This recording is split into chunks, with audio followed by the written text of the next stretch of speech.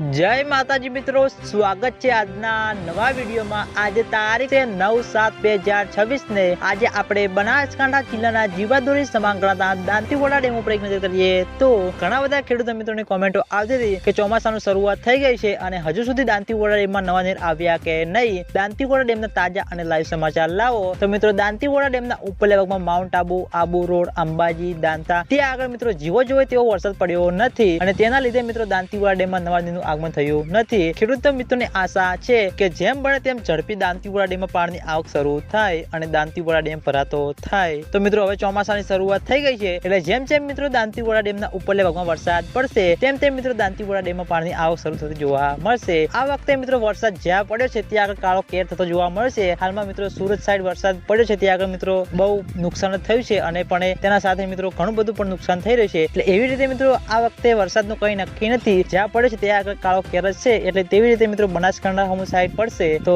Dantiwada dam ભરાતો થતો જોવા મળશે। અને આજના વિડીયોમાં આટલું હતું। તમે બધા અમારી ચેનલ ઉપર નવા હોય તો વિડીયોને લાઈક કરી દેજો, કોમેન્ટ કરી દેજો અને ચેનલને સબસ્ક્રાઇબ પણ કરી દેજો। તો મિત્રો જય માતાજી।